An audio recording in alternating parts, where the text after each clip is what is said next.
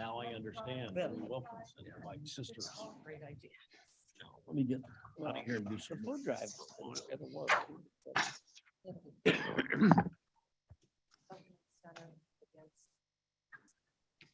morning, everybody. Guten Tag, mein Liebchen. Well, next month's my birthday, so you might get something. Good morning, everybody. Michelle Gums. We're going to call legislative committee to order July 20th. And the time is approximately 10:15. Roll call, please. Allen, Allen, present. Thank you. Bates, States here. Brown, Down here. Silva, Silva is here. Wallace, Strathman, Strathman here. Gums, Gums here. Shepro, Shepro present. Irog. All right, very good. And can I have a motion for approval of the minutes from June 22nd, 2022? Bates moves. Bates moves. Brown seconds. Brown seconds. Roll call. Allen, Bates, Aye. Brown, Yes. Silva, Yes. Strathman, Strathman, yes. Gums. Gums, yes. Allen, yes. Thank you, Ms. Allen. I don't believe we have any public comment. There's none signed up, none that I can see. So we're going to move along to old business legislative update. There's a lot going on. There is a potential for an executive session. They have not chosen a date yet. It's to address some of the new things that have popped up since last month. Our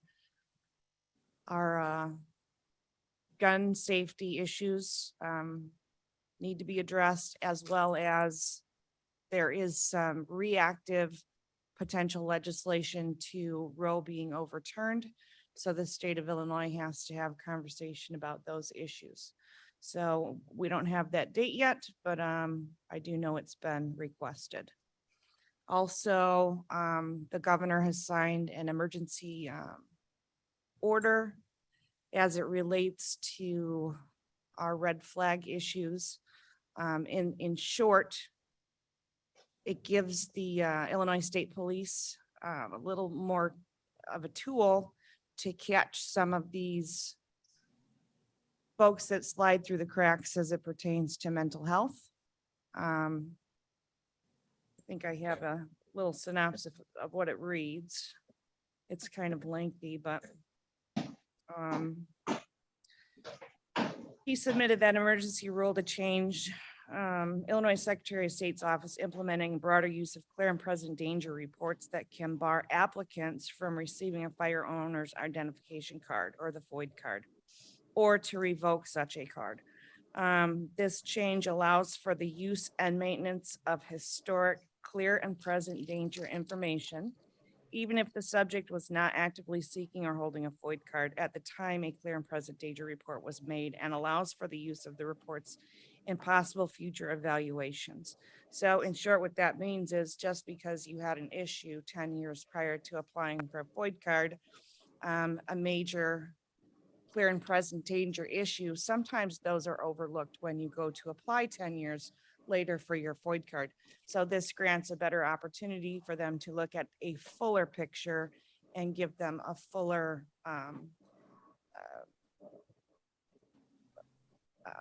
what's the word?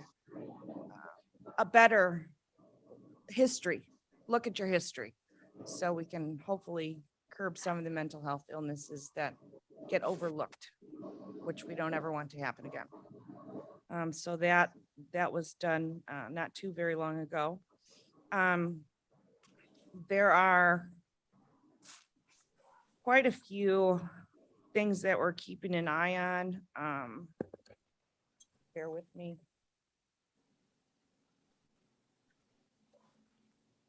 I had a printout of stuff, but I didn't bring it.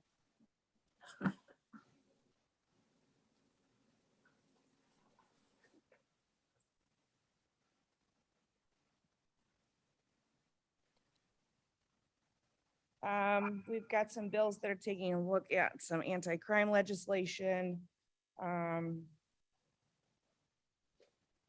at the county level, there's been some discussion as far as creating judicial districts. It's basically a bill that provides it includes the 16th judicial. I won't add all the other ones in there, but it does include our 16th judicial. And it amends the Circuit Court Act to provide that on and after December 2nd, 2024, the Circuit of Cook County is divided into 20 circuits. That's kind of not relevant to us. And then reflects the most recent federal decennial census and includes, it basically cleans that up. It's nonpartisan. It's something that I'll have to dig into a little bit more. And likewise, I hope everybody else does. Other than that, there's some Veterans Assistance Commission issues that are being brought up. Lots of things going on in the future, and hopefully when we welcome our new lobbyist, Mr. Shulman, he can help direct us to get some of these things talked about in privately, I guess. We're going to move on to the King County Legislative Agenda update. The page is almost complete. It looks fantastic. Mr. Caius, are you there? Maybe not. I would Yes. love, oh, you are there. I would love for you to provide me a photograph of some beautiful spot up north. Oh, Just there's lots of them. We'll get you Yes. one. one from your perspective. So that's something that's Okay. missing on the page. Anyways, and we're going to move along because there's some other things that are going to be brought up today that were kind of last minute. So under new business, I believe my co-chair, Ms. Strathman, has something she'd like to bring up bill wise. Yes. Good morning, everybody. I just wanted to introduce this month for something that we'll be talking more about next month. But last week in the E&E committee meeting, we talked with Ms. Claire Ryan. She brought up a bill that is being crafted, and it has to do with packaging. And in the simplest terms, this is a bill that's going to require the producers of recycling, of packaging material to fund the recycling of that material. And this bill will impact global markets and is important to solving the pollution from recycling, or lack of recycling, I should say, and will have an impact on the climate crisis. And right now they're collaborating and getting input with different agencies so that they can craft this bill. It's going to be coming up next spring is when they hope to take it to Springfield. But next month, Ms. Ryan will be presenting the bill to us and letting us know what the details will be and how it will affect and impact King County. And that's it. Anybody have any questions on that for Ms. Strathman? I do. Yeah. If I may, thank you. Yes. It's Chairman Pirog. So this bill, if we're, I've not heard of this bill. It's very interesting. But what if the packaging comes from out of state? I've got recent delivery, opened up the box, and it's filled with styrofoam. Styrofoam is not recyclable, which I learned from E&E. Thank you very much. So I put it in the garbage can. But it doesn't come from Illinois. It was shipped from out of state. So shouldn't this be on the federal level for federal controls? And what if we're, package may have come, I didn't look for maybe from Taiwan or from China. And this happens to all of us. It's not just my package. How do we control this just in Illinois? I think that they are looking to do this on a federal level, and this is just the gathering of information of how they might do it. My first thought was Amazon and all the you get a huge box with one little item in it.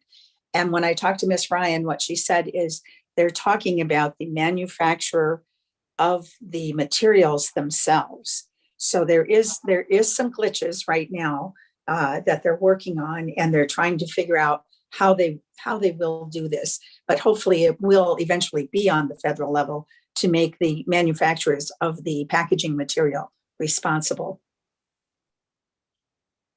Does that answer your question? Yes, it does. Thank you. I do believe we have a few in Illinois that do manufacture things like that. I don't know how many we have. I haven't really dug into this either, but I know there are some manufacturing entities here in the United States. So, I mean, yeah. And I believe there's maybe one in Batavia, For cardboard boxes. cardboard box. There's going to be one, I believe, up in the Elgin area as well. Yeah. So something to And look. it's a big need. Cardboard boxes are an important product right now Oh, because of the yes. way we all shop. Yes, I think Yes. Batavia Container was saying how they could not keep up at some level when everybody decided to go to Amazon. As Online opposed shopping. to shopping. Yes. Thank you very much, Ms. Strathman. And then Ms. Bates. First, I want to thank Ms. Strathman for bringing up the packaging bill. There's also in our E&E committee, we talked about EPR, which is the entire process of goods, any goods that you sell. This is extended producer responsibility. So this is not just the packaging, but the whole product should be designed for recycling, committed that the producers would be responsible for recycling. So Ms. Strathman, you're just talking about the packaging, right? You're not talking about the entire product? That's correct. Okay. But I think it's excellent that it's going to, be the entire product. Yeah, extended producer responsibility. We used to call this cradle to cradle, which is a great saying. It gives you that whole circular economy feeling. So today, what I wanted to talk to you about, thank you, Madam Chairman, is the bill that, so I called the state's attorney's office to ask them what we could do about assault weapon bans in King County. And Ms. Neerman explained to me that we don't really have the right jurisdiction. And if I misunderstood this, I would be happy to hear a different answer, but that we don't really have the jurisdiction to write our own assault weapons ban. So so I've talked to people about this. So she said, oh, Madam Chair told me to call Myrna, Miss Molina. And so, and Miss Molina, you can chime in at any time, but the gist of our conversation was the best route we can take right now is to pass a resolution in support of House Bill 5522, which is sponsored by Maura Hirschauer. 5522. HB 5522. So the title is Assault Weapons Ban, Criminal 5522, House Bill 5522. So I'll read the synopsis. It's not very long. Amends the Criminal Code of 2012, makes it unlawful to deliver, sell, or purchase, or cause to be purchased, sold, or purchased, or cause to be possessed by another, an assault weapon attachment, .50 caliber rifle, or .50 caliber cartridge, makes it unlawful for any reason to knowingly possess an assault weapon, etc., caliber rifle, caliber cartridge, 30 days after the effective date of the Amendatory Act, except possession of weapons registered with the Illinois State Police in the time provided, provides exemption and penalties, prohibits delivery, sale, purchase, or possession of large capacity ammunition feeding devices, provides exemptions and penalties. So I would ask our committee, this is new business, so I don't know if we can vote on this, but I'd like to ask this committee to help me and our chairwomen to move this forward as a resolution to be passed eventually by the county board. Do we have discussion on this? I'm just reading it now. I don't see the full text of this yet. If I may make a recommendation, there. once we get the full text, could we then bring it to this committee before we make recommendation to go forward to a resolution? And I believe there should be some communication Oh, there it is. so that we can have the opportunity to all review it. Yes. Okay, and- just tell me what the steps are. I don't know exactly. Well, I Bring the think just, full I text. think our chair will bring that forward. Yeah, so what I can do is send this out to everyone, the full text of it, so you can review the full text. Because oftentimes when we have a new bill, we got to make sure and read the full text. As we know, some things have glitches in them.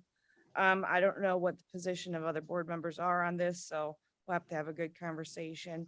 Now, frankly, for me, when you go back and you look at the assault weapon ban from the 90s, facts are facts and misinformation is misinformation, but data is always available. So you have to kind of maybe look at the data and what did the data say when that first was implemented? So did it get worse or did it get better? Got better. It got better. Obviously, this is a huge issue. It's multi-pronged. I do know, I did speak to the sheriff as well. So here in Illinois, we have the strongest gun laws in the whole country. However, when the whole country isn't on the same page, there's limited things that we can do. You can drive 30 minutes to Chicago and there's loopholes. So whatever I think we can do to keep our children safe, to keep our mentally ill safe. We just had another mall shooting in Indiana. I mean, every day I wake up and I want, I hate to say this, and it's a contentious conversation because that Second Amendment is very important to everybody. I'm a gun owner. I like to think I'm very safe, but what we're doing isn't working. So I think we have to have a bigger conversation. Let's have the conversation. Can we support this? Can we not support this? But at this level, I think that's something that I would certainly entertain to support this. Again, I'll have to read the whole text and I encourage everybody. Can we mute whoever's? Okay, Somebody needs to mute. sorry about Blair, that. Blair's on it. Blair's got it. All right. Thank you, Blair. Um, Ms. Bates, go ahead. So I understand that hunters need guns. I understand that someone may want a small gun for protection, self-protection. When I was a kid, my dad was in the army. He had some guns that he still had. And we would go out by the railroad tracks and shoot our shotguns and our Beagle would take off. We'd have to chase. Anyway, I have used guns. I have, been to gun range and practiced with guns. I'm not anti-gun. I'm anti-assault weapons. So that's where I think we need to go. Mr. Brown. Thank you. Brown speaking. As part of the conversation, when you're preparing this, I would encourage you to also, it sounds like you've talked to the sheriff, but have him review whatever it is we're talking about doing. At the public safety meeting last month, he talked a little bit about the current laws that are already out there and creating new laws when we're not enforcing the current laws. So I'm not saying I'm for or against. I'm saying let's make sure we get the right input. Madam Chair. For sure. Ms. Bates. I think I brought this up at public safety and judicial, or maybe public health. They go together. And Sheriff Hain said that this would be very helpful to him to have an assault weapons ban in King County. So we're talking. I'm not, I didn't hear it the same way because he talked about what is an assault weapon. And when you put into a bill assault weapon, that needs to be specific as to what an assault weapon is. And this, let's take an AR-15. If you ban an AR-15, then the manufacturer starts to call it an AR-16. So now it's no longer Which has banned. happened, yes. So it just needs to be done correctly.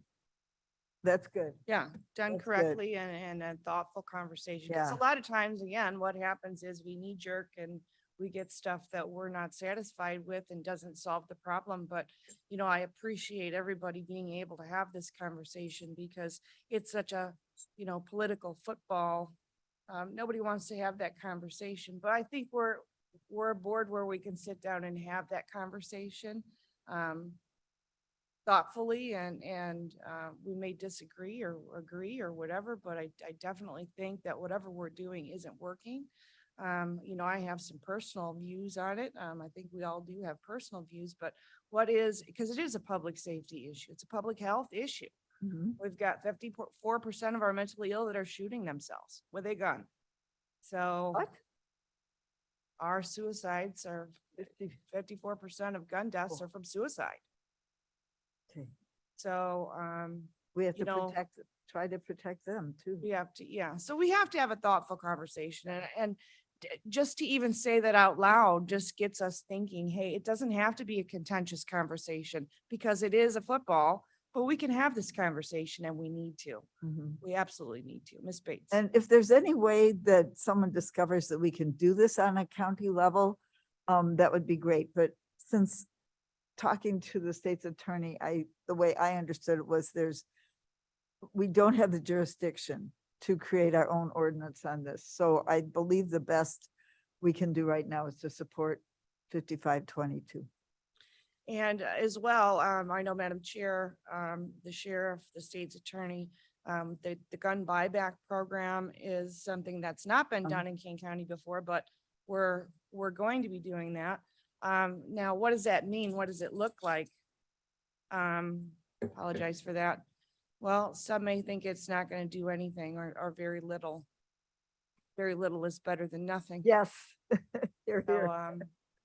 I do appreciate that. Does anybody online have any comments about direction that you'd like to see this committee go with as far as supporting this bill? I have a follow-up to gun violence, once this conversation is. You're very low. Oh, I have a follow-up question about something that is on the books for Kane County that I would like to follow up that is related to gun safety after this is over with. Very good. Madam Chair, Mr. Brown. one yes. last follow-up. As you're moving forward with this, like I say, talk to the sheriff, talk to the professionals. I'd also suggest maybe talking to the chief judge. Because when it comes down to it, when these people, when laws are enforced, they're enforced at the end, the last day by the judge. So what do they think they can enforce? Absolutely. So we'll have I'd actually speak to him from time to time. So maybe we can invite everybody if people are game for a very in-depth conversation, I think it would be very helpful. I mean, nobody likes to hear any of this every time we wake up in the morning. So, I got to throw in there though, I won't. Oh, sorry. I have I'm sure we all have conversations with people about this topic and some folks agree with us, some folks don't agree with us. But I often say, the Second Amendment is a tricky one. Is it working for us? Things are changing left and right, but what exactly is well-regulated? What's the definition of that? So y'all think about that. But to me, if this is well-regulated, we got some work to do. And Madam that's- Chair, Strathman here. Ms. Strathman, go right ahead. Yes, I agree with you. What we're doing now isn't working. And I think having an in-depth discussion on this, it's very timely that we take this up. Yes, very good. I think, not being afraid to talk about it, sometimes we're often afraid to talk about these things because we might be painted in one light or another light. But as you hear her, I'm a Democratic gun owner, so I'm not opposed to guns. I've never been opposed to guns. I grew up around guns, but what's happening now is not working. So we have to fix something somehow, some way. And starting with a conversation, at this level, we can at least do that. The gun buyback program is amazing, so we'll give it a shot. And that's all I have about that. Any, Ms. Bates? I wanted to go back to the legislative agenda, but I can wait. Oh, go ahead. Anybody else? Did Madam Chair have something? Yes, she has a wanted to follow-up. say? Yes. While we're on the topic of guns, one thing that is on the books that I would like for future conversation is our red flag law. Now, you had mentioned it, Chair Gums, that the state of Illinois is reviewing the red flag law, but it is on the books here in Kane County. And I was reading an article that Sheriff Hain was, matter of fact, it was about a recent article, probably as a follow-up to public safety conversation. And the issue we have here in Kane County is that it is only, we have jurisdiction only in unincorporated area. It is not being advertised. There's no educational program money towards the education of what the red flag law is and what it means and how it can be used appropriately to remove a gun from a household from someone who is feeling stress, if a loved one, boyfriend even, or girlfriend, because they've extended that out now, because it was the boyfriend or, and I'll be gender neutral, the significant other clause. Okay, So you don't have to live with that individual. But if you feel threatened by somebody who's threatening you with a gun that you happen to care for, and you feel that there's going to be harm to your household or to you personally, you can ask, and you feel that that individual is under mental duress, whatever that issue may be, you can ask through the courts to have that gun removed from 2 weeks to 6 months. It is still their possession. They still remain ownership. A FOID car is not removed from them, but it's just to stabilize that individual so that violence may not occur. So that is something that has not been thoroughly addressed here in unincorporated Kane County per the sheriff. And I would like to have a further conversation about that perhaps at our next meeting. And maybe we can invite the sheriff to talk about the program and see if there's anything we can do from the county to support that effort. Excellent. Yes, yes. Well, when I spoke to the sheriff last time, you know, it was, he's working with Mr. Isaacson closely because it is a public health issue. So we'd like to bring him in on this too. But So, thank you for very sure. much. Yes, thank Yep. you. And I think that will help address the issue of 5522 here in Yeah, Kane County. Yeah. Mr. Brown, do you have any? Yeah, I was just gonna say that a lot of these conversations sound like they ought to be a judicial and public safety, but as far as enforcing red flag here in the county, now if you're gonna talk about supporting some legislation that belongs here, but enforcing what's on the books here in Kane County for public safety really ought to be at the Public Safety Committee. But that's just a thought. And I would not argue with you on that, but because I think I brought it up here because of all the issues we just heard about and the sensitivity we all have. I wanted to make sure that I did not forget to mention that. Excellent. Madam Chair, Alan? Miss Allen, go right ahead. Well, this is how you have the thoughtful conversation. And Mr. Brown is absolutely right, having it in several different county locations, different committee meetings is a way to get people thinking about it. And we want to speak thoughtfully. And at some point, maybe a committee of the whole where we're together as a group. But I think you're on the right track saying, let's talk about it in several places so that we get it into the ether and people start to think. Thanks. Thank you. Anybody else have any comments? All right, Ms. Bates? I just, because I know our voicemails are not working all the time. We did a test. We did a test last night. Madam Chair, you sent me a voicemail that I didn't get for a week. I didn't miss it, but I think I left you a voicemail a week or two ago about some of the issues that are in the Lake County legislative agenda that I want to keep. Just copy their issues as well. Yeah, so part of the, and that's why it's not complete yet, but part of it is we don't want to plagiarize anybody. We want to have our own stuff, but you know, have a general. So Uh-huh. those I think we've talked briefly about it. Single-use plastic, things like that. Yes, so, before it goes to the August meeting, it will be given to everyone to take a look at, see if there's anything that needs to be added or removed or changed. Hopefully it's pretty. Well, we definitely want Um, pretty. Well, we want the public to be able to see, what's Uh. going on and what our positions are. I think that's our goal, right? So, hopefully we'll get that done and then it'll get out on our platforms and working with our lobbyists. Hopefully we'll get a lot done. I'm very excited about all of this. So I have nothing else. Can I ask a question about the agenda, legislative agenda that you're drafting?